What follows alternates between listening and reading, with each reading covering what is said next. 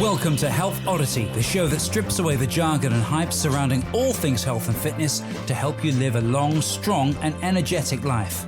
Lining up at the bar this week, here's Peter Ladd, Paul Bassett and James St. Pierre.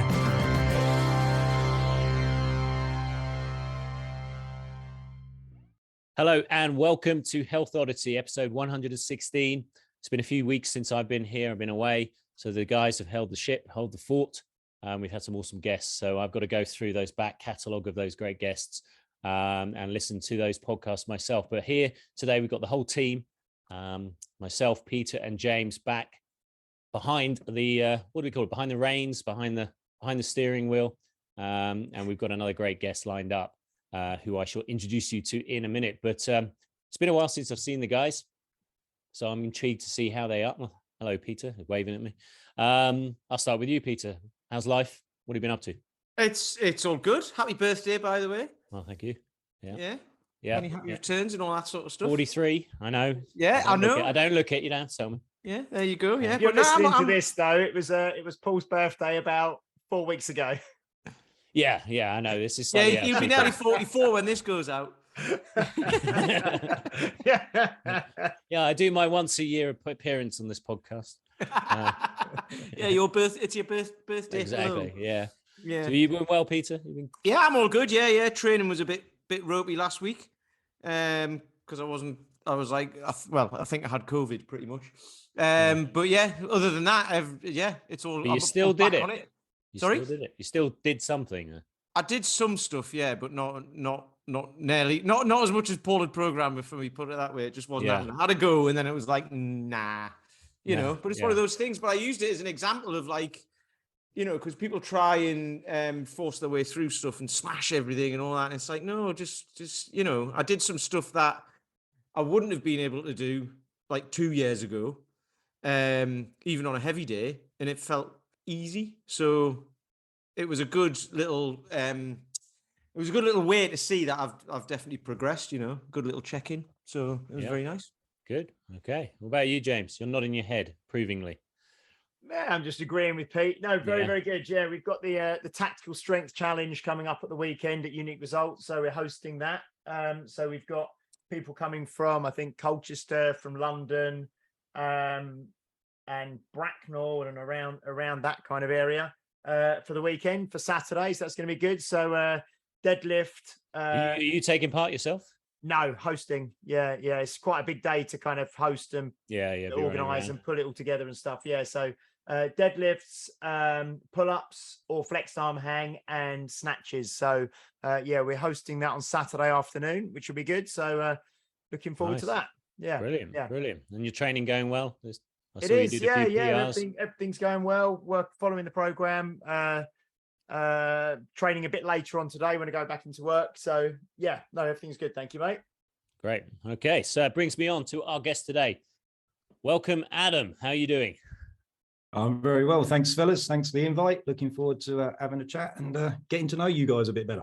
Yeah. So this is the first time we've met. We only just started talking about 10 minutes ago. So why don't I just do a very quick introduction to Adam? Adam, I came across Adam, and I'm sure a lot of people have come across Adam, who's super active on Instagram. And not only is he an expert in his field, he is also someone who is ready and willing, but also very capable of pulling out the truth and the and also the lies in the fitness industry, and trying to shed some light on on some of the charlatans out there, but also some of the best evidence-based training that there is and approaches to rehab and fitness. And he does it in a really exciting, engaging way. At times he can push people's buttons. Other times he's conciliatory, but also at the same time informative. And at every point, I would say informative. So welcome, Adam. It's an absolute pleasure to have you on here. Some of my clients know you. I've obviously joined your Instagram feed. Sports Physio, I think, is your Instagram handle, isn't it? So well, I'm normally under my name, Adam Meakins, but my alter ego, which is like my brand name, is the Sports Physio.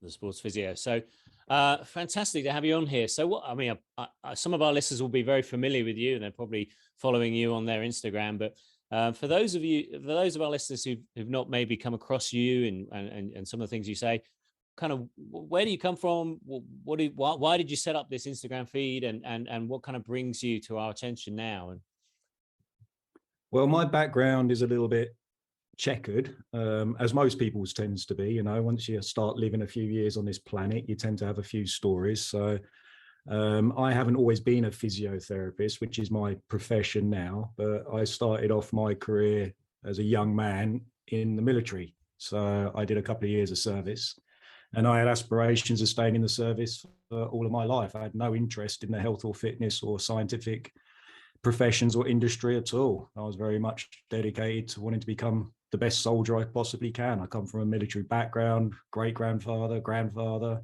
father, all served, and I very much wanted to do the same. But life got in the way, as things tend to do. So we won't go into that deep and dark story, but it was around a woman. Say no more. So I left the military after about 5 years and came out onto Civvy Street, not knowing what the fuck to do with myself. So that led me into health and fitness. So I was obviously the fittest I've been, thanks to the military. I enjoyed health and fitness. I enjoyed training. So I thought I'd use that as a job. So I went and did my first degree in sports science. So I did a Bachelor of Science in sports science and came out there with pretty much a useless degree. I found it was very hard to find a job that was going to pay me well and that I enjoyed. So I worked as a glorified personal trainer. No disrespect to personal trainers, but I was struggling to see a way forward in the, when was this, early 90s, mid 90s, to see a way to make a living out of this. So I thought I needed another string to my bow. And in these few gymnasiums that I was working as a sports scientist, strength and conditioning coach, I came across this profession called physiotherapy. And I thought I'll have a go at that.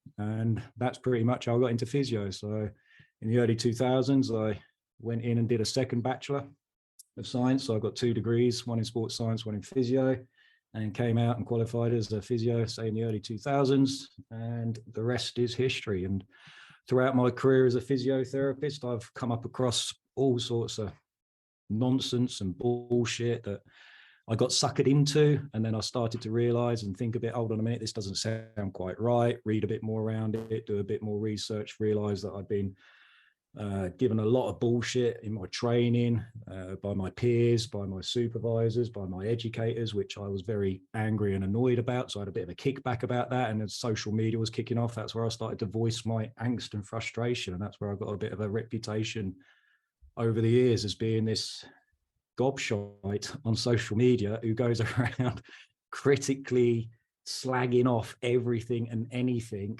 especially in the world of physiotherapy, but I also do it in fitness and health as well, a little bit based on my past experiences there. So in a nutshell now, as I say, my role is still working the NHS as a physiotherapist. I'm now in a sort of specialized role. I do private consultations, mostly online.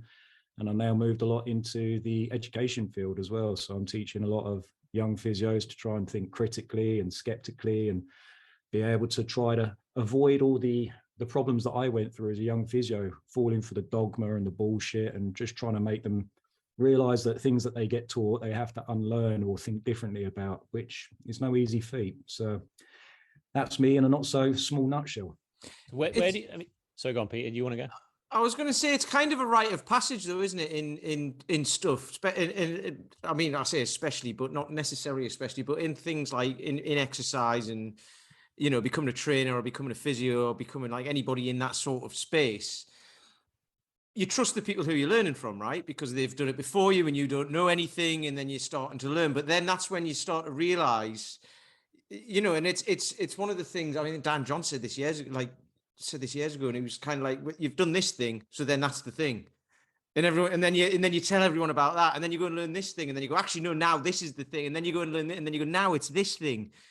And actually, it's an amalgamation of the lot, isn't it? And you throw away what you don't need or want or don't need to use, and you disregard it, and you keep what you're aware of it, and you keep what works for particular people. So it's kind of a rite of passage. So how do you know, like, who to trust, who to learn from? You know what I mean? This is one of the things, but and this will be good for the listeners as well, so they can then know, you know, what am I seeing out there that is true, that isn't true, that I can trust, you know? Well, I get asked this question a lot, and my simple answer is trust no fucker. Don't trust anybody. Have a critical, skeptical opinion of everybody and everything. And people think that's a negative way to go through life. And I say it isn't. It's a really good way to go through life. You know, it doesn't mean you're a nihilist. It doesn't mean you start, you know, refuting everything that everybody tells you. You're just skeptical. You're just going to hold that little bit of, you know, thought to yourself and think, okay, they might be right. They might also be wrong as well. So you just don't take anybody's word at face value. And that goes for me as well. So when people say, oh, I like what Adam says because Adam speaks the truth, I'm like, no, I don't. I speak my interpretation of what I think is true.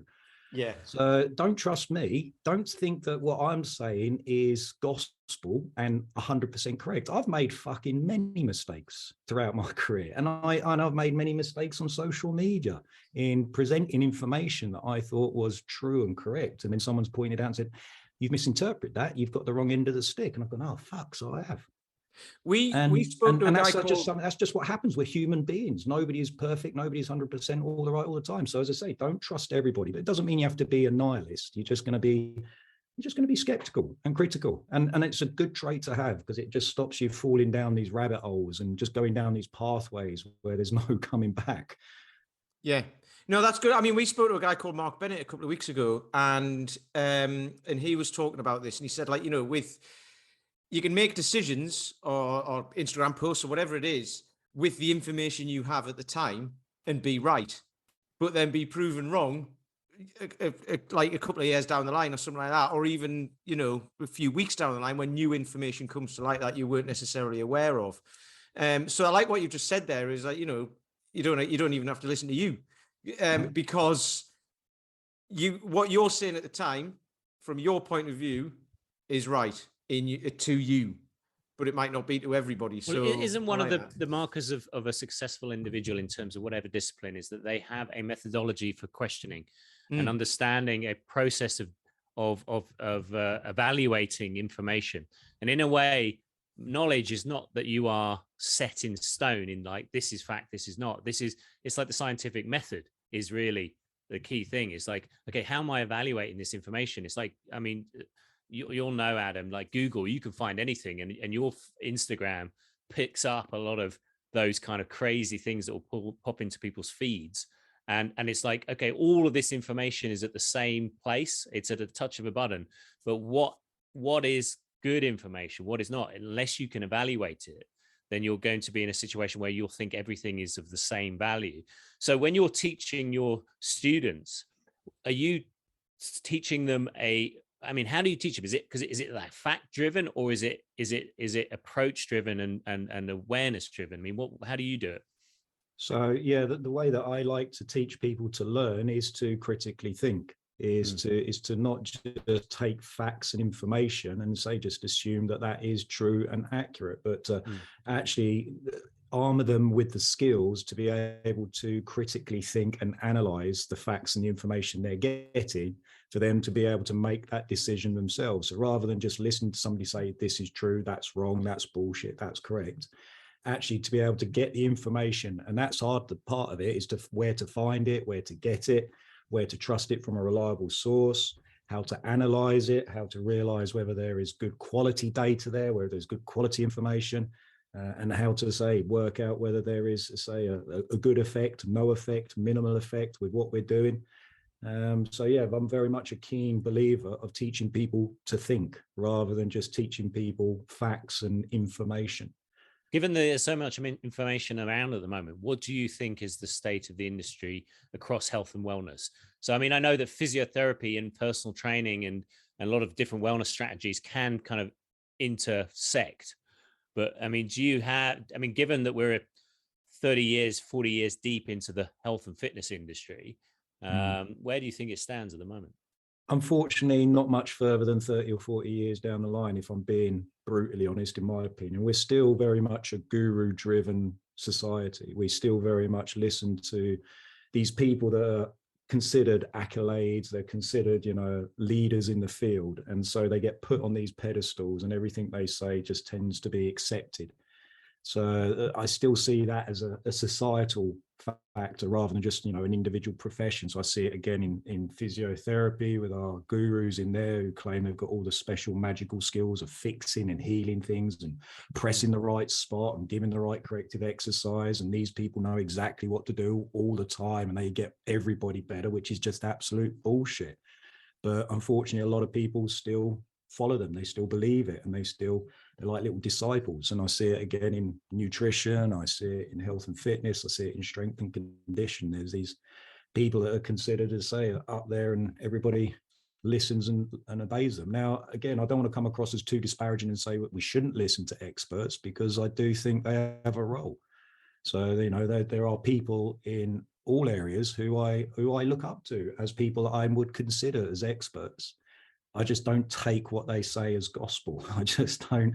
There's no sacred cows for me anymore. There used to be, but I think now that I've got a bit grayer, I've got a bit older, I've got a bit wiser, I've been round the bush too many times, I've been sucker punched too many times. I've just realized now there are no sacred cows, there are no gurus. So there are people that I respect and considered experts, but I still sometimes don't agree with them. And I think that's perfectly fine to do. And it's good to do. I think disagreement drives progress.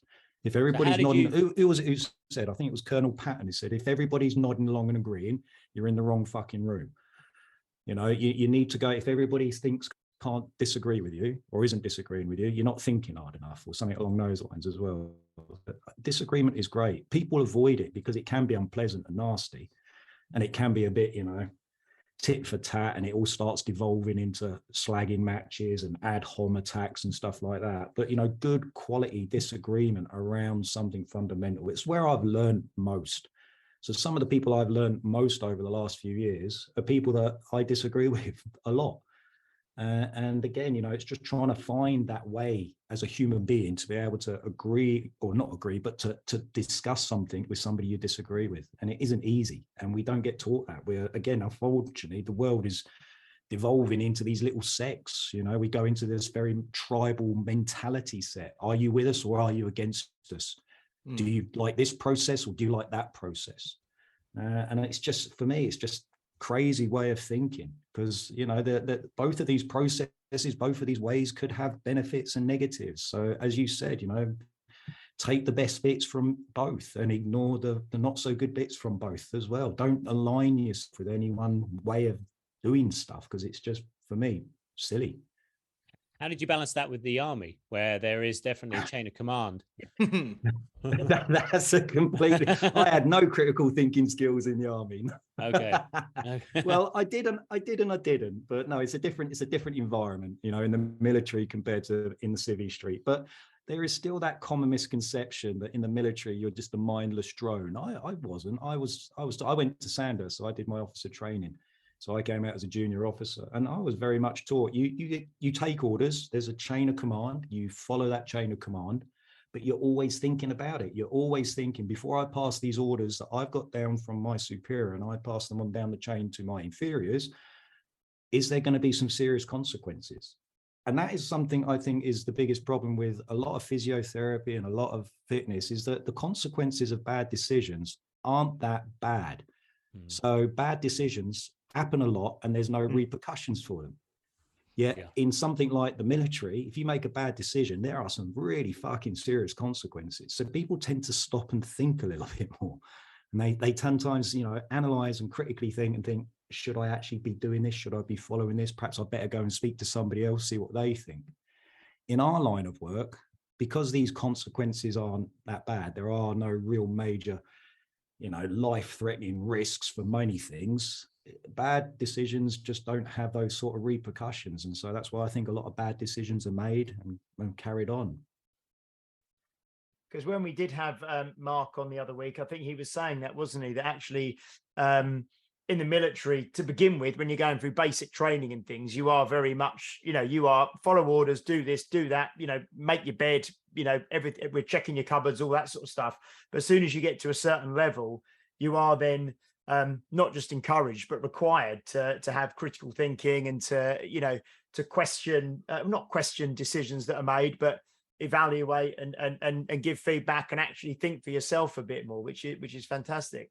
In terms of because I know that you've obviously been doing this for 25 years now, Adam, and I think some of the stuff I saw recently from you, I quite like it actually, when you maybe are talking about, I think it was something like dry needling or something you were talking about recently, and someone came to you and said, oh, well, you don't know what you're talking about with this, and you kind of said, well, actually I did it myself for 2 or 3 years, and I was like you said, maybe you were a convert to it, but then you kind of critically thought about it, and maybe other information came to light that then made you look differently at it. So you're not someone who's just looking at things and picking holes in them or picking on them. You've actually lived 25 years doing this, so you've got a breadth of experience. But do you think that a lot of these sort of therapeutic modalities and methods and things, is there benefits to most of these things for certain people, do you think? Or are there some things that are just, not good for anyone, I suppose, because some people would say, well, actually everything has a place and something might work for some people and but not for others. But there are some things that you just think you just wouldn't do with anyone.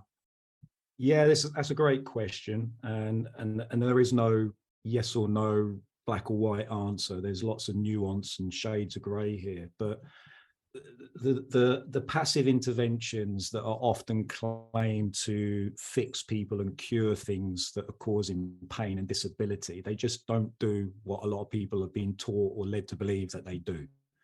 So, take something like spinal manipulation, that clicking and popping of the joints. Originally, and there's still people who think this, I was taught that you're putting things back into alignment. You've got micro instabilities, things are slightly out of place, and you do these adjustments and you correct the alignment, and that relieves pain and puts everything back where it's supposed to be. But that's absolute bullshit. The only way you're going to get your spine out of alignment is if you have a spinal injury. If you get somebody with a baseball bat who comes around and gives you a spinal fracture, or you're in a road traffic accident, you get ejected from the car at 30 miles an hour and you flip across the road, that's how you put your spine out of alignment. And that's quite obviously noticeable because you've got some serious problems afterwards. You're not just walking around with some pain and some discomfort. But it's normally the narratives and the explanations around these treatments that I think are the problems, and they're the things that I think hold people back, and they cause more harm than benefit. So you're saying that the actual exercises may have some value, but the way they are utilized in terms of the rationale behind them tends to be flawed. Yeah. Right. Yeah. Okay. So again, normally, these interventions can help reduce sensations of pain. They can improve people's disability. It's just that there's a lot of uncertainty about how they do that and who they do it for and how long it works for and how effective it is. So again, this belief that, it's doing these so-called structural things, it's putting things back into place, it's correcting muscle imbalances, it's pre-activating these microsecond delays that we got in our transverse abdominis or our rotator cuff muscles.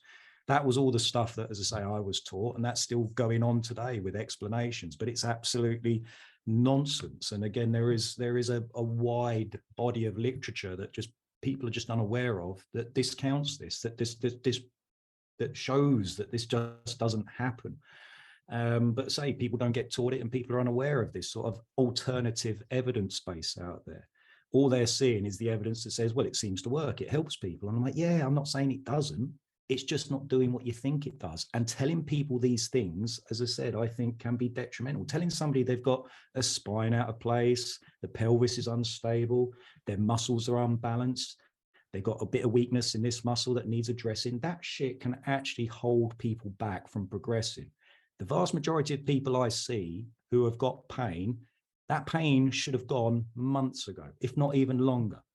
And they've still got it because they have changed their behavior, they're acting differently based on some misinformation that somebody has told them.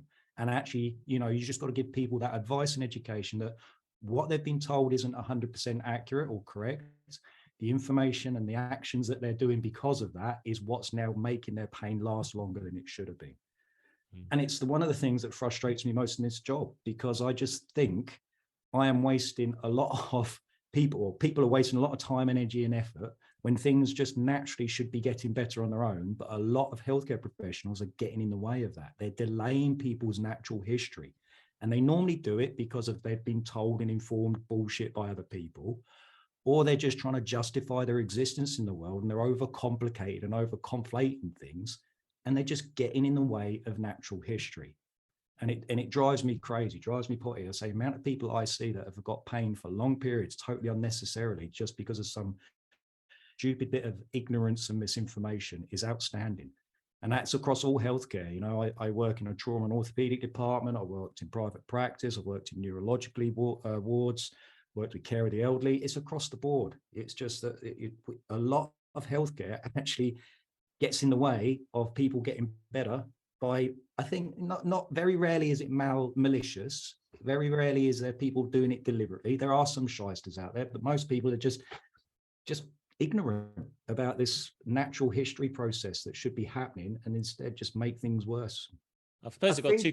Sorry, go on, James. You want to go? Sorry, I was just going to say, yeah, because I think, like you say, people have a lot of these sort of manipulations, by people, and instantly they come out and they feel, oh God, I feel better, I feel, but they have to go back kind of, the next week and then the week after, and I did it myself for a long, not manipulations, but I had a kind of, like you say, back pain for a long time, and I was doing loads of foam rolling and stretching, and it kind of temporarily made me feel better. It kind of made me, but someone sort of said to me, I think you're doing too much of that stuff, because you just kind of temporarily making yourself feel better. So I intentionally stopped foam rolling. I don't know if it's the right thing to do, but it's worked for me. Stop foam rolling, stop doing all the stretching and all the stuff I was spending ages doing, and just focused on training. And I deadlift most days now, and I get tight, and and my back pain has just gone, and I'm stronger than I've ever been.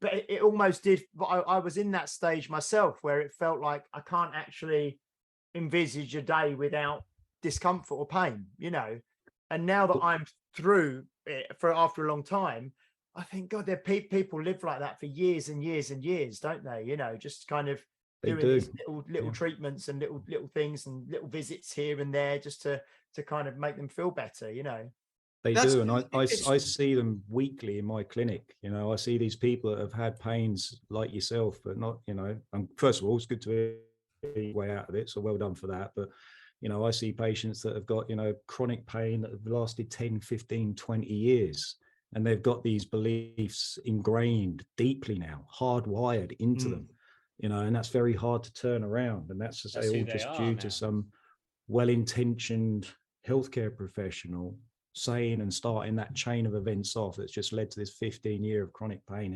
And it's sad and it's depressing to hear. But I think the biggest thing that healthcare doesn't do very well is we just got to fucking normalize pain. And that's something that just drives me crazy, how our healthcare professionals always think pain is bad. And they pass that on to the general population. Pain is a perfectly normal experience. It's fucking unpleasant. Nobody wants it. Of course they don't. But there's lots of other unpleasant sensations that we also have to experience: hunger, thirst, tiredness, fatigue. Pain is just another unpleasant sensation. We've got to normalize it more. And healthcare professionals need to be better at normalizing it. And it's something that I've changed my practice in massively over the years. Is most of the time when people are coming to me with a pain that's worrying them, that they're concerned about, that they don't understand, normalize it for them. I don't blame anybody for being worried about a pain that they don't understand. Perfectly okay. But I've got 25 years of working with pain. I know pain quite well. I know what is a good pain or good pain. I know what is an okay pain and what isn't an okay pain, based on the presentation and the history of how it started, its signs and its symptoms, its ags and its eases, the patient's past medical history. We can quite easily screen for serious and sinister symptoms. So again, when somebody has none of those things and it's a pain, normalize it for them, reassure them, and often tell them to give it time and carry on doing what you're doing. I think that's one of the things. That's not sexy enough for a lot of physios or doctors or healthcare professionals. So it just very rarely gets done. And it is that because they want to have the answer and they want to be the expert and they want to fix the person or help the person fix themselves. Absolutely. Not maliciously. It's just, again, goodwill and people just trying to help other people. You know, a lot of healthcare professionals are caring, empathetic people. They go into the business because they want to help other people. And they just get taught, or they start to think they've got to help people by doing things. You know, if you don't do something, if you don't intervene with something, then you're not helping somebody. You're not doing everything to the best of your ability. And I'm like, with all good intentions, you're probably actually doing the exact opposite of what you're trying to achieve. There's this fixer operator mentality in a lot of healthcare, rather than this guide, this reassurer, this sage, the advice that you give to people. That's where the benefit of good healthcare really kicks in. That's brilliant, because I mean, you said you worked in a neurology department as well, and it's like, and I don't know loads about neurology, but I'm aware of it. And like you say about normalizing pain, people are in pain. Pain's a threat response to something that's happened to them. That could even be something that their brain has remembered happened to them years ago, and it hasn't actually happened, but their brain's processed and said, the last time you did that, this happened, so I'm going to make it hurt, whatever it is. So all the manipulations, all of the foam rolling, like James was saying, all of that doesn't change the fact that the memory is there. So is that kind of what you're talking about? Because that's how it fits in my head. And it's like, if the memory is there, your brain goes straight to that and says, that's a threat response, I'm going to create pain. And that's where kind of chronic pain can come from. And then that person's got that story going through their head constantly. So is that what you're talking about? You can kind of change that story, normalize it and say, look, it's fine. And if you do this, it'll probably hurt. But if you know why, then you can change that story. You can change your neurology, and then actually it realizes, your central nervous system then realizes that what you're doing is no longer a threat, because the tissue damage that you had or whatever it is healed, because it does within like 6 months, doesn't it? At the most. Yeah, absolutely. So, you know, to try and answer that question again, as brief as I can, I probably won't be brief, so apologies to people listening. That's all right. But yeah, I mean, pain is not very well correlated to tissue status. So I think that's the first thing I've got to say. So we see a lot of people who have severe shitloads of pain and no real signs of tissue damage on scans or imaging. But then we also have the converse side of that. We also see people that have shitloads of structural tissue damage, but very little in the way of pain or no pain at all. So there's this very much disproportionate connection between the structure of your muscles, your bones, your ligaments, your nervous system, and all this sort of stuff, and your perceptions and sensations of pain. So that's one of the things we have to also try to, you know, inform and advise people about, that, you know, severe levels of pain don't automatically mean severe structural damage. You know, and a couple of analogies that I like to use for this is the paper cut. How many of you have had a paper cut? How fucking painful are paper cuts? I like that. I like that. Or standing on Lego or a plug or something like that. Yeah, a little bit of Lego or something like that. Wait, you know, I'm going to be controversial here, because I know you're a controversial man. 4 blokes on here. It's worse than childbirth, isn't it? Sorry, that's a definite way to lose all your female listeners. I didn't mean that. No, but you know, tissue damage doesn't sorry. equal pain, and why people have ongoing pain is there's no simple answer. There's no one reason that fits everybody. So some people have ongoing pain after an injury or just something that's happened out of the blue, because they are constantly doing too much and resensitizing pain. So we call these pain endurers. They're endurance copers. So these are individuals that have got something that's sore and uncomfortable, and they just keep doing the thing that makes it sore and uncomfortable. And it may be that process that just keeps sensitizing and causing this false feedback loop to keep coming around in the nervous system, pain, sensitization, and it just doesn't get time to settle down. So this group, these endurance copers, are very much needed to be assessed and worked out to see whether they've got this sort of strategy, and they need to be advised to calm shit down. And often with this people, these discussions can be quite challenging to do, because they've got the mindset, they've got to carry on doing it, they've got to keep pushing through it. And you've got to say, well, just, you've tried that and it hasn't worked and it isn't working. It's just making things sore. So we've got to shut you down. We've got to give some time for this shit to calm down temporarily. And then we'll phase it back in a bit later on to see how it goes. So those are the endurance copers, but we also get with chronic pain, people that are what called avoidance copers. And these are people that avoid the painful situation or the task completely. And yet they've still got pain, even though they've tried to let shit calm down. And trying to let that calm down hasn't worked. They've still got the pain. They've still got the discomfort.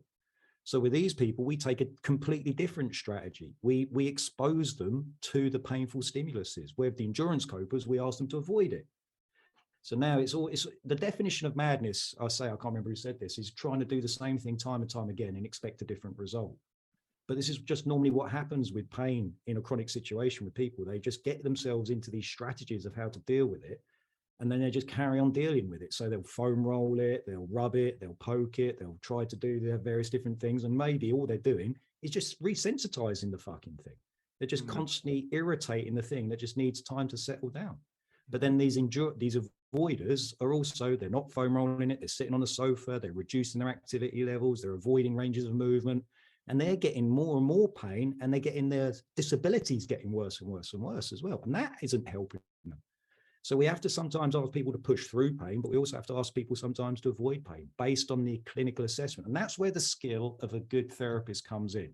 It's not with all the fucking hands, massage stuff. It's not with all the other interventions with the machines that go bing, bing, bing. It's listening to a patient. It's taking their history. It's really understanding what's going on in that background. It's having a bit of psychology. It's having some good communication skills to get somebody to believe and trust you that what you want them to do is the right thing to do. Because trying to convince somebody to push through something that's painful and sore to try and expose them to the stimulus that they're fearful of, they're avoiding, it's fucking hard work, really difficult to do. But then again, so is asking somebody to stop doing something that they think they've got to carry on doing, and all they're doing is sensitizing it as well. So the skill of a good physio is communication, listening, history taking. It's not in the dry needling, the acupuncture, or the corrective exercises. That stuff is superfluous, in my opinion. But it's not surprising that. Sorry, Paul, carry on. Yeah, it's not surprising though, in a way, that people try to avoid pain. I mean, I find it in training, that people can't differentiate stimulus between effort levels, pain. Everything is painful because it's uncomfortable, and really everything we do is geared towards pleasure. I mean, when you think about spinal manipulations, massage, even acupuncture and things, things that are like a complementary therapies tend to be quite enjoyable in comparison to deadlifting every day, 3 times a week, or pushing yourself to so that your heart rate is kind of challenged. And so, I mean, I just put a post on my Facebook group with my clients. It's just like, how do we differentiate the difference between uncomfortable and painful and threat and something that's just, effort? Because in modern society, we're not really surrounded by anything that's challenging, are we? I mean, we are. I mean, don't get me wrong, people are challenged throughout life, but everything we do is try to soften that. And we're not surrounded by people dying of consumption and people struggling on the breadline in the same way that we were maybe 300 years ago. And so it's not surprising that these industries come in. I mean, you're from the you work both private and NHS, don't you? And yeah. I'd be interested to get your thoughts on, I mean, you're going to upsell a lot of, whenever you put a post up, there's whole industries built around some of the things that you debunk, and they're not going to be happy. I mean, we know how litigious chiropractic is in America, for example. That these things, this whole industry in the UK as well. Is it the same? Yeah. So, but at the same time, like in the NHS, I can see how the money's not going to be spent on things that don't work. I mean, how are you balancing both the private enterprise, which could be making money from these complementary things, versus the actual things that work? And how do you balance that in your own business? It's a great question, and it's a dilemma that I think every conscientious, ethical healthcare professional, and even probably fitness trainers, go through. How far down the bullshit ladder do I go to try and pay my mortgage and keep my lights on? And I totally understand that, and I totally get it. The problem is being an evidence-based healthcare professional, fitness practitioner doesn't pay very well. And the financial side of things is the biggest driver, is the biggest motivator for action. So, people do things based on financial reasons, and I totally understand that, and I empathize with that. I think it's just a matter of how far down this bullshit ladder you're prepared to go. And I think there are some people that are in the bottom. They're in the cesspit of it. You know, they're selling all sorts of stupid quackery and bullshit and gimmicks and gadgets and balls with little knobbly bits on that mark up at 500%. And they're driving around in a couple of cars and got a nice house. You know, that's the cesspit of the bullshit ladder. And then you've got the pious ones that are sitting at the top of this, you know, very evidence-based, squeaky clean, but they're probably not that around for long because they can't afford to keep the lights on in the place that they work at, and they can't carry on surviving. And so they tend to fade away quickly, and they find other professions and other jobs to go into. And then, you know, trying to find that balance in the middle ground is where I try to be. I try to find that bit where I'm here to, you know, support, help, educate people with their pains and problems, but not sell them bullshit, not sell them gadgets and gimmicks and gizmos. So the way that I've managed to navigate this in private practice is that I rehab the fuck out of people on a regular basis. I don't rub the fuck out of people. I don't manipulate the fuck out of people. I don't use acupuncture 12 sessions over a course of 3 months. I work with people that want to get better, that are prepared to engage in a course of action that is active. And I now align myself as a physiotherapist much more as a personal trainer, because when clients come to see personal trainers, they normally are quite prepared to have this mindset of 6 months worth of work before I start to see results, hopefully. But in healthcare, it's normally, I want you to come in and fix me within the next 2-3 weeks, please. So physios feel, and healthcare professionals feel, they've got this very short period of time with patients, and they've got to wring them dry for everything they can. And that's where bad practice comes in. So I tell therapists, change your mindset. Try to get your clients to come in for a longer duration and work on changing lifestyle, behavior, activity levels, all that sort of stuff. That's where the magic can happen. That's where you can earn a good income and a good living. You develop good relationships, networks will build, word of mouth will build, everything starts to fall into place. And that's how my practice has evolved massively over the last sort of decade. So this is one of the things that I find interesting, actually, because I heard there's a guy who I know who's a therapist, and it wasn't him who said it. It was he's the guy who he works with. It said he actually discharges patients. How many therapists do that? Yeah. Do you know what I mean? Because patients end up discharging themselves, don't they? Because they'll just go, I've been coming for too long. It's either working or not working or whatever. I'm off. Yeah, but he actually works with, he does exactly what you've just said, and he works with them. He gets the lifestyle, and he understands that. And he's like, right, so he can figure out, here's what you're doing that may or may not be causing it, or what you're not doing that may be, or whatever. And they build that picture, and they get a plan, and they go through it, and all of that, kind of like training, like you've just said. And then at the end of it, he's like, right, you don't need me anymore. Off you go. And I think that's brilliant, because that's where what you're talking about. That's the ethical approach, isn't it? You don't need to go and see someone for years, because pain, if it's not in the tissue, not if it's not in the tissue, it's not in the tissue. And if the tissue's healed, it's something else, isn't it? So absolutely. It's a great way of thinking. Discharge patients? Yeah, it's a great way of thinking, of working out an end point and a plan.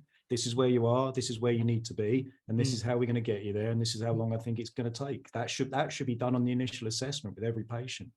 You know, it can adapt, it can change based on, you know, things that come out of the blue and different situations that occur. So there's got to be flexibility and adaptability in that. But yeah, I think, you know, that a good healthcare clinician should be making themselves unemployed with every patient they see, when they think it's suitable and when the patient feels like they're able to carry on independently without their assistance. Reality is you have a waiting list that way. You'll have a waiting list that way. Exactly right. I mean, I'm not quite a fan of discharge. What I like to do is get people onto a position where they feel they're able to self-manage and they don't need to come back, but they're always welcome to come back. Yeah. So I always have an open door policy, but I always say to patients, right, looks like everything's gone where it needs to be. You're doing what you need to be. You've got minimal problems now. You've got things well under control. You've got a plan of action. There you go. We won't book anything further in. Long may I not have to see you again, in the nicest possible way. In a good way. The nicest possible way. But, you know, should the situation arise, should anything happen, please. I think people get a bit panicky, especially with health problems, is that when they think the door's closed, what happens if it comes back again?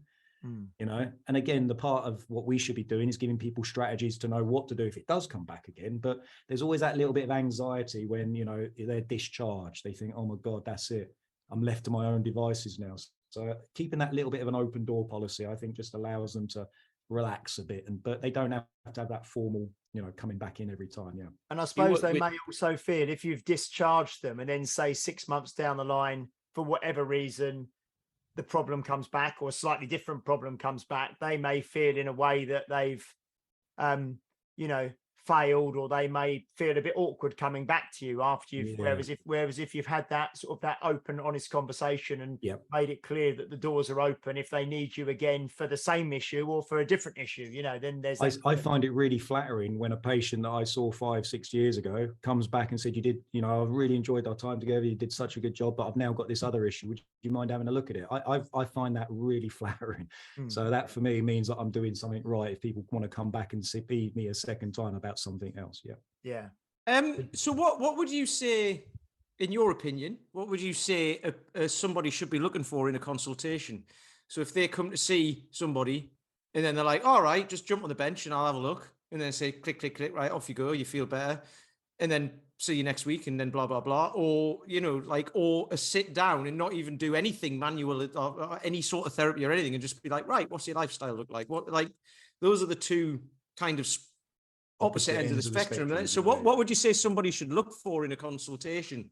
That is a great question. And so, you know, to answer it, as again, there's going to be obviously a little bit of, again, nuance there based on what the problem is and what the setting is and everything along those lines. But basically, the first time you go to see a physiotherapist, the physio should spend a considerable amount of time getting to know you and the problem that you're wanting to discuss. So there should be a lot of talking initially, which again, sometimes confuses a lot of patients because they're not used to it. They're expecting, you know, to be assessed by having a physical examination and being poked and prodded around. That is part of the assessment, and that still needs to happen. But actually it's the listening, it's the talking, it's the history taking, it's listening to what works before, what hasn't worked before, what the patterns are, etc., past medical histories, all this sort of other stuff, lifestyle factors. This is where 80 to 90% of the information that helps us build a diagnosis comes from. It's the physical assessment is still important to do. You know, we'll ask you to move it. We'll have a look at it to make sure it's not swollen. There's not bits sticking out where it shouldn't be.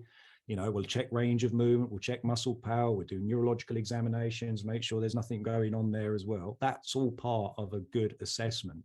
But it only probably gives us, say, 10 to 20% of the diagnosis. It basically confirms what we already know based on what you've already told us. So again, a good initial assessment with a physiotherapist is going through that history taking, that talking about the problems and where it's come on, how long it's been going for, a little bit, again, diving into the background, asking some questions that you might think, why the bloody hell is he asking me this for? So, you know, I do a quick SNAPS assessment with every patient I see, which is just a little lifestyle checklist that I go through: smoking, nutrition, alcohol, physical activity, stress, and sleep. And a lot of people say, why is this guy asking me about my stress levels when I've come in to talk about my back pain? Or why is he asking me about smoking when I've got a shoulder that's sore?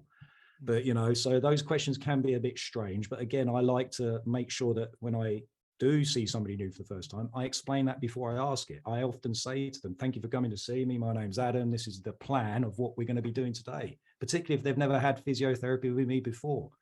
You know, I find giving people that little bit of pre-information before you start spending 45, 60 minutes with them, you know, actually helps them relax a bit, makes them understand what's going to happen, and helps build a connection and relationship. And that's the other thing you should expect from your first initial assessment, is to be able to feel relaxed. And you should be able to feel like you can discuss with this person truthfully and honestly about whatever you want to.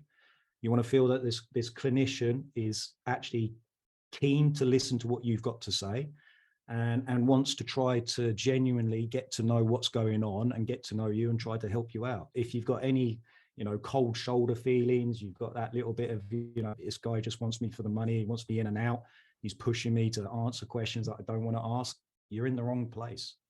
So, you know, it should be a good relationship. It should be a relaxing environment. As I know it's a bit stressful because you're normally going in with pain and problems, but it wants to be as relaxing or as uncomfortable or unawkward as possible. And as I say, get to know that person. And then you should expect a good physical examination. You should have your clinician inspect the area of concern for you. So they should be able to ask you to visually inspect it. They should be able to poke it and press it, because palpation can give us some useful information. How sensitive it is there redness, is there heat, is there swelling? They'll do some basic movement tests. They'll do some basic resisted tests, stress testing. They may ask you to move in weird and awkward positions to see if that stimulates any sensations of pain as well. They may get the old reflex hammers out and tap you with that as well, just to make sure everything's firing the way it needs to be, if they think that's possibly a consideration. And then once they've done all that, then what they should do right at the end of this assessment is sit you down and clearly explain what they think is going on. Now, there may be some uncertainty in that. They may say, okay, we haven't got a clear diagnosis of what's definitely causing your pain, but they may give you a list of differential suspicions. They may say it could be X, Y, or Z, but the good news is that X, Y, and Z are managed pretty much the same. This is what I suggest we think we should do.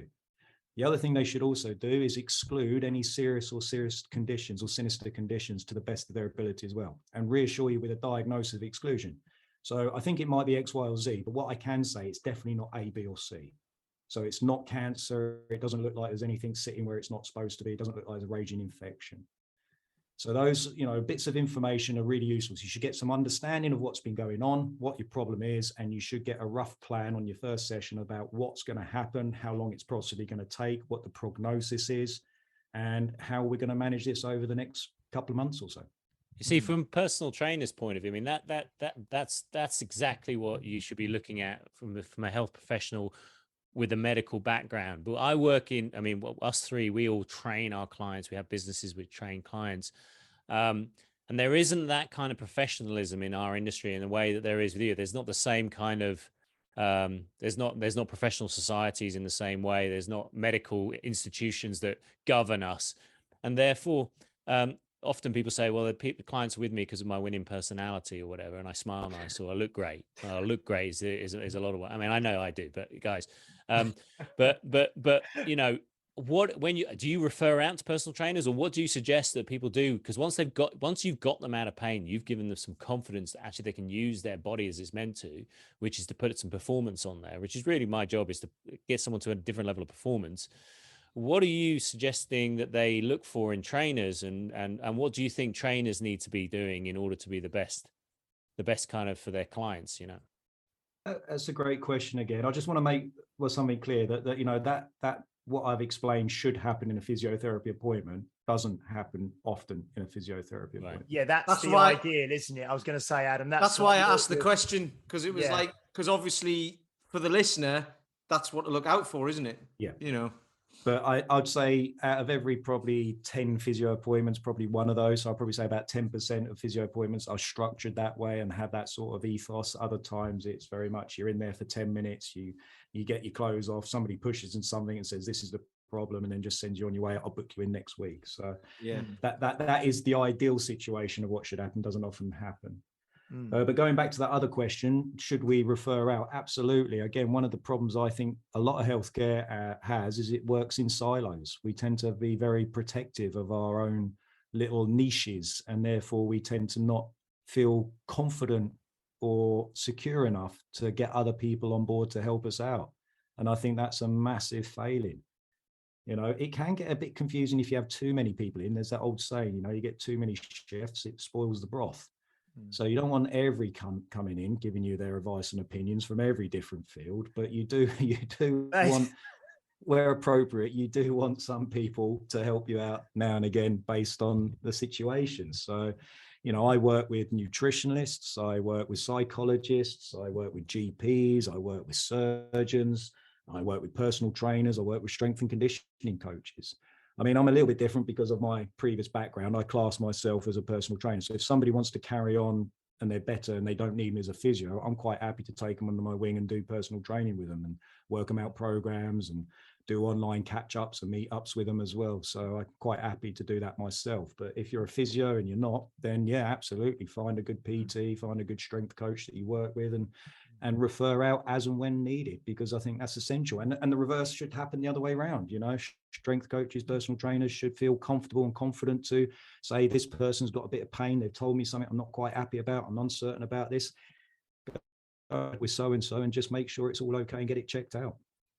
Yeah, it's good. I mean, that's the way we, at my gym, we've got a physio in-house, and he's very good, actually. He kind of has more of an approach that you're talking about, where he's not into the actual, the kind of the therapeutic interventions and spending a lot of time on the couch. He really wants to get people moving and in the gym as soon as possible. And so he's got his therapy room, and then we've got the training space. But as well, we can also, he can pass people to us. We can pass people to him. He's got a good relationship with the members. So if, like you say, there's a slight issue, we can say, oh, can this person just talk to you for 10 minutes and have a chat? And so it works very well like that.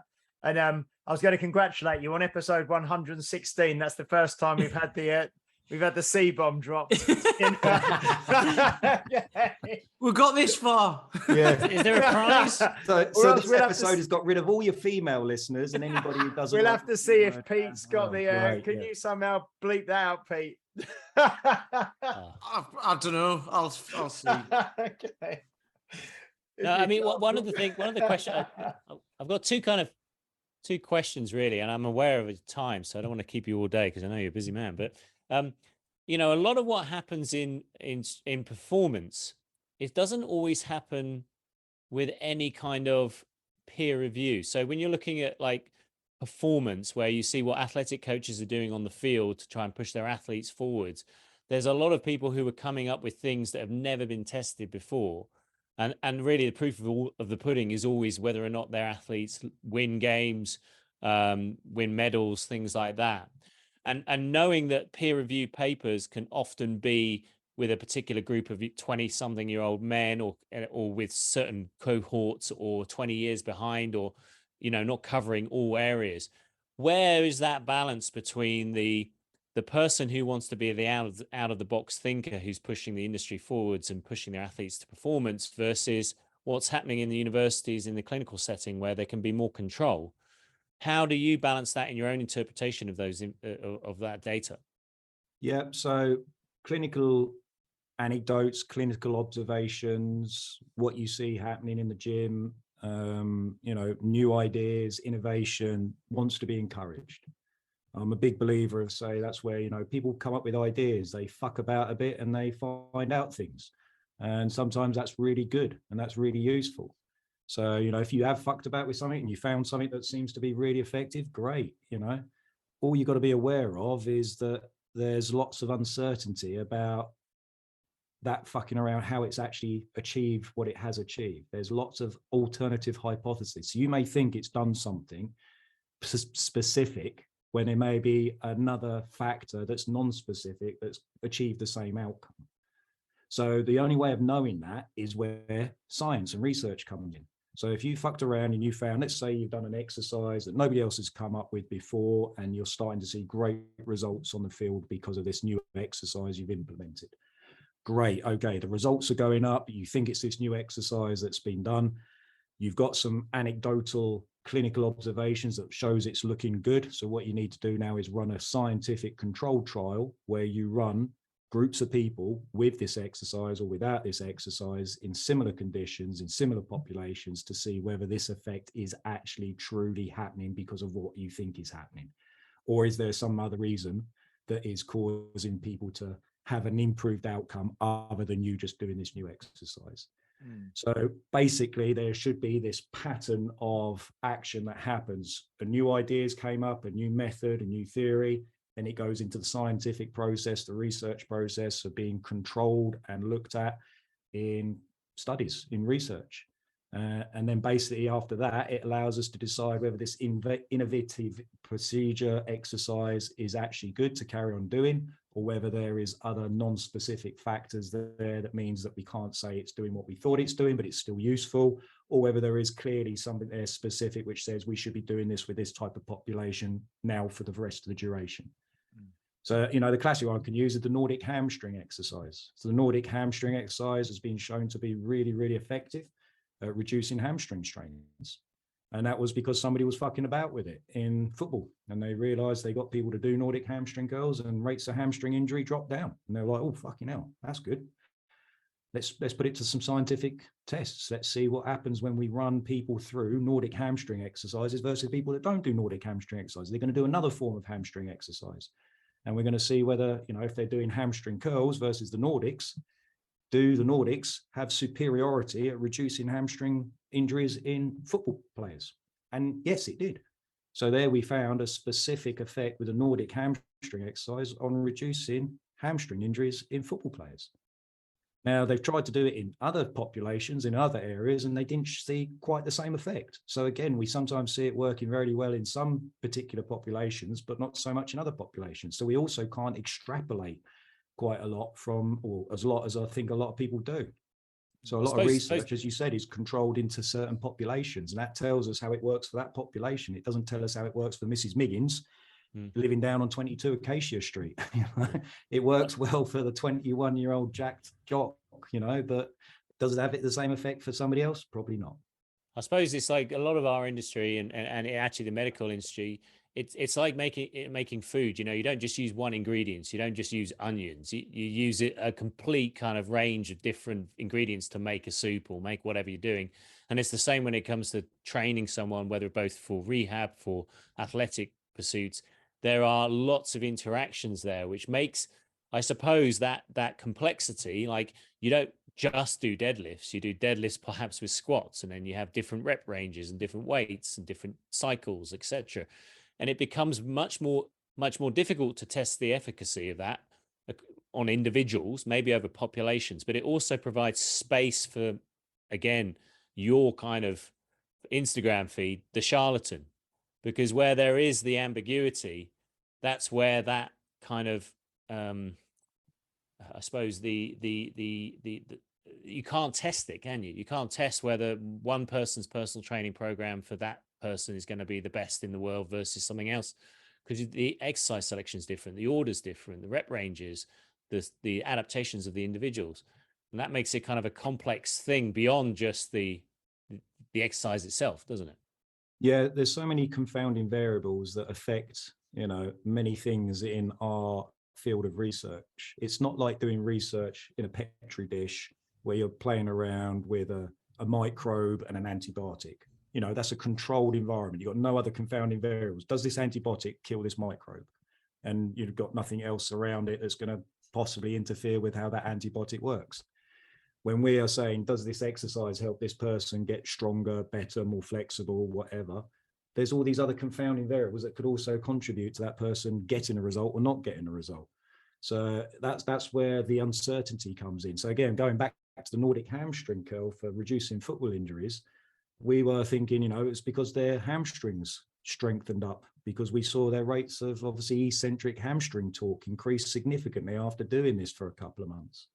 But the other theory is it just makes people more confident with their hamstrings, because doing Nordic hamstrings gives you an increased sensation that your hamstrings are just going to pop. And it could be just that exposure through those sensations actually could also be a reason why we see reduced hamstring rates, because people just feel more confident in those sensations in their hamstrings now. Yeah. Does that mean like you say from a central nervous system level, it allows you your hamstrings a bit more, because otherwise, if you did get that sensation, it would tighten it up and then go pop. And it goes, could be graded exposure. It's fine. Yeah. So it could have nothing to do with the increase in strength. It could be just this exposure to a sensation that you've become more accustomed and used to, which has then allowed your body to adjust and adapt to the sensation when it's going to happen in another situation. That's just reminded me of what Paul McElroy says about strength. Strength isn't built. It's granted by your central nervous system. Yeah. And I think we think that strength is just based on how your muscles can produce force, but you've got to remember, you've got to be willing to make your muscle produce force. So you've got to be, it's a display of strength. It requires the equipment. You need the equipment, but it's whether you're actually going to use that equipment to its full potential. And there's lots of reasons that can sometimes mean that you do or don't. You're fatigued, you're tired, you're fucked off, you can't be asked, you're going to put half effort in. So you can have all the equipment to produce X amount of force, but you just don't utilize it. Okay, I wanted to finish off the chat with bullshit bingo. Okay. I'm Arson just doing it for Denver. this episode. Yeah, this isn't a new feature. This is not a weekly I wanted to feature. throw out a few things and just get your thoughts on them. Okay. Yeah, I don't know. This is no, Adam but looks really, well, there's he looks like he's well up for this. If he's not watching on video, he's like going, "Oh God, where's this going?" okay. So yeah, what about acupuncture? Yeah, mostly silly bullshit. Okay. It creates a stimulus to reduce the sensation of another stimulus. It doesn't matter where you put it, doesn't matter how you do it, doesn't matter whether you use toothpicks or needles.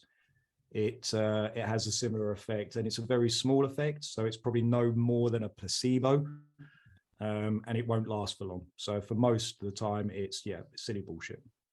Okay, one leg longer than the other. 95% of the population have one leg that's between a centimeter and a centimeter and a half different in leg length difference. So that's silly bullshit. It's normal to be asymmetrical. Okay, unilateral training, doing stuff that's off center. Okay, this is the one that's going to probably divide me a little bit. So I think it has some positive benefits in some situations, but again, it's overconflated and over exaggerated in what it can do and how it should be used. Okay, great. So there's three kind of disciplines that people get mixed up with a bit: osteopathy, chiropractic, and physiotherapy. What should someone choose? Which one is the one how should they differentiate?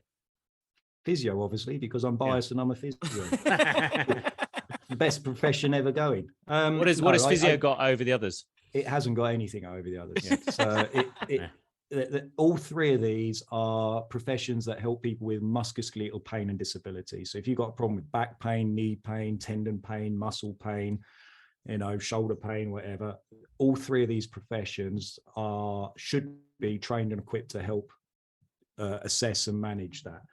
There's lots of different ways and opinions and theories as to how they do that based on their training and the ethos and the culture within these different professions.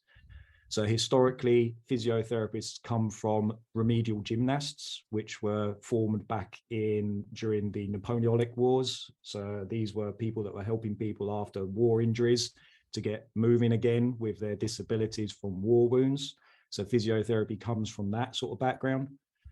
Osteopaths are an offshoot of chiropractic treatment, and chiropractic treatment come from some quack in the US called D.D. Palmer, who came up with the idea that all bones are out of alignment, and if you put them into a perfect alignment, you reduce the interference on the nervous system, and that corrects everything. So osteopathy and chiropractic have a lot more of a bullshit sort of pseudo-scientific approach, but they have moved away from it, a lot of them. But unfortunately, you do see a lot more silly quackery in those two professions because of their ethos and their training and their background than you do physiotherapy. But I have seen some excellent chiros, evidence-based, that will put most physios to shame. And I still see a lot of physios that are ignorant and are falling for the silly bullshit as well. Okay, foam rolling. 90% silly bullshit. If it feels like it makes something feel a bit looser afterwards, then crack yourself out and roll around on it. If you're doing it 20 minutes before every session, you think it's needed and essential, you are unfortunately, not using it probably the best way. Okay, myofascial release.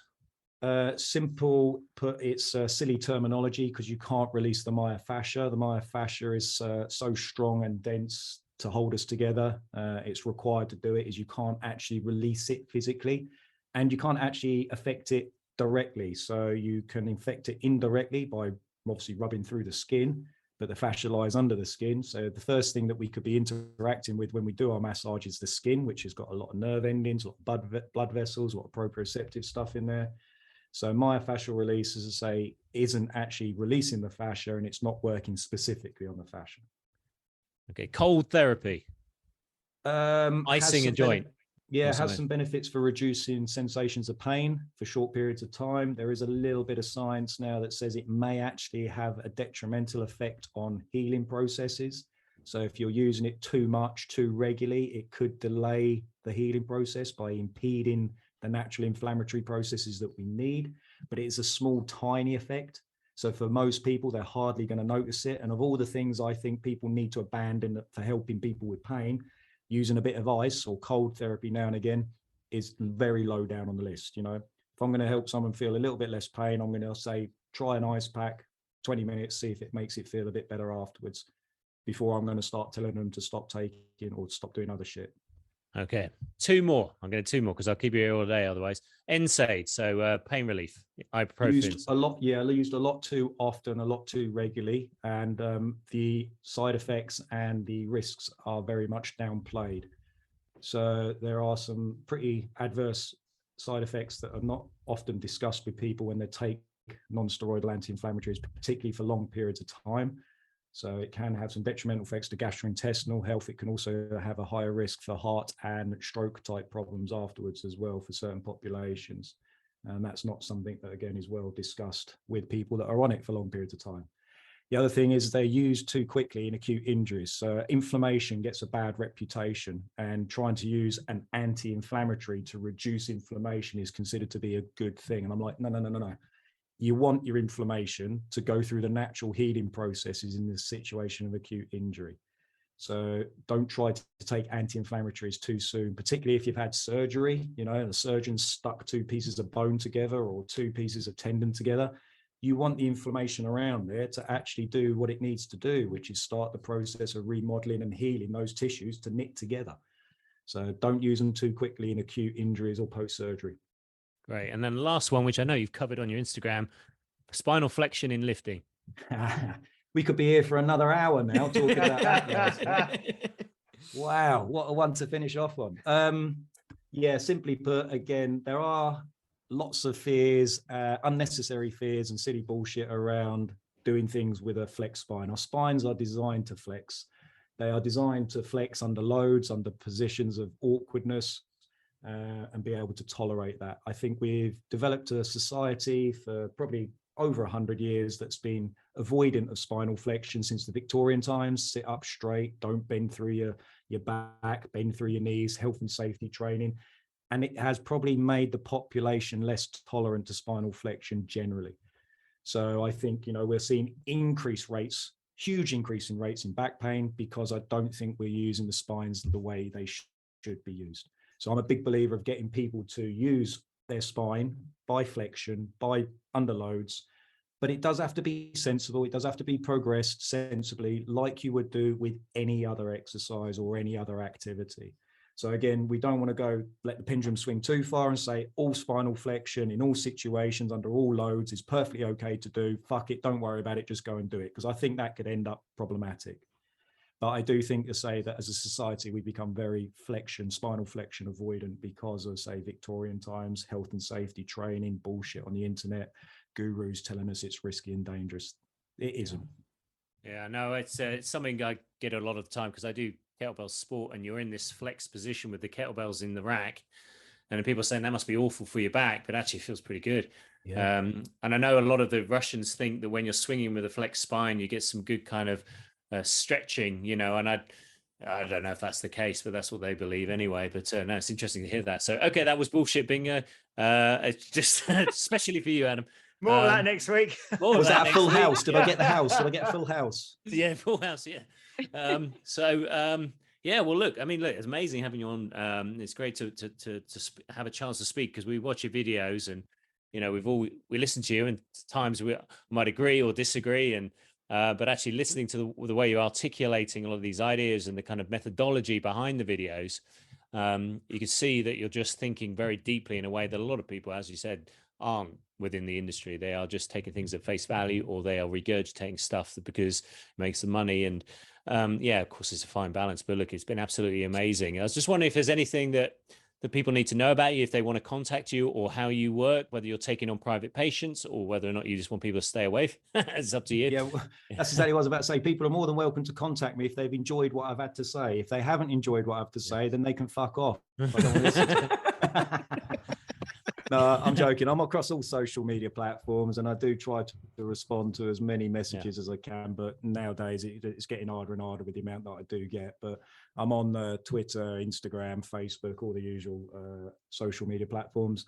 I've got a website. If people want to go and find out a bit more about that, they can go to that as well. So that's the sports.physio, and I run a couple of educational courses there. And I'm also running what's called the Better Clinician Project with a colleague of mine, which is an online education platform for all clinicians, not just physios, but sports therapists, sports scientists. We've got a few PTs on there as well, where each month we just sort of pick a topic: back pain, rotator cuff disease, disc herniations, lateral ankle sprains, and we break it down by looking at the evidence and the research, and we just do it in a very sort of non-formal way, because one thing I am a big fan of is, say, continuing education is dull as fucking ditch water. So we try to add a little bit of personality into it, keep it short and sweet, focus on the key things that are important to focus on, try to ignore all the superfluous bullshit around the edges, and just try to get people to be more aware of various different pathologies and problems in the clinical world. So that's the Better Clinician Project, and that's got a website, it hasn't got "the" in front of it. It's just betterclinicianproject.com. And so it's a subscription service, no contracts, no commitment. So you can come and go as much as you please. And it's £12 a month. Fantastic. Peter, do you want to leave us with anything? Yeah, I've got two things, possibly three. So I heard something today, right? And it was because I know you get a lot of grief online and what have you. And it was basically, if you see someone's online persona, who they are online, all of that sort of stuff, it's impossible to judge them until you actually talk to the person, preferably in person, but like we're doing it here right now, albeit on Zoom and what have you. And I've got a different impression of you from this conversation than I have from seeing your Instagram. That's all I'm saying. Not whether it's good or bad or whatever. It's just, it is a different impression from actually having a conversation. So that's a good thing for people to think about. Is people like, you see a couple of videos on Instagram or a couple of pictures or whatever, and then you judge the person. It's impossible to do that. So that's number one. That's not even related to anything we've been talking about. Number two was the acupuncture thing. Reminded me of the Young Ones episode when Neil has a cold and he's sneezing all over the shop, and they haven't got any. You said you can do it with anything like toothpicks and that. And they haven't got any pins or anything, so they use 6-inch nails, don't they?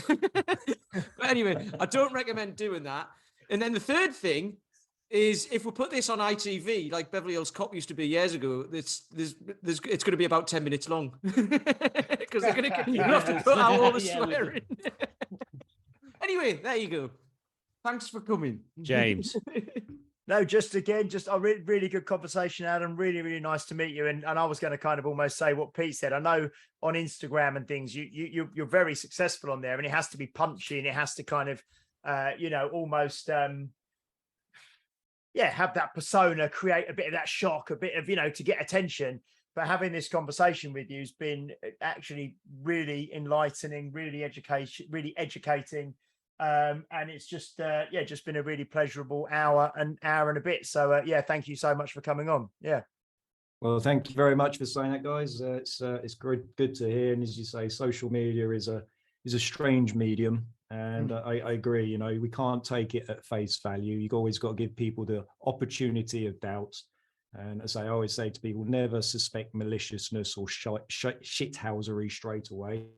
Often, it's just miscommunications and misunderstandings on both sides a lot of the time. Fantastic. Brilliant. So great. Thanks, Adam. This was episode 116, Health Oddity. Please like and subscribe. Share this with your friends and join our Health Oddity group on Facebook.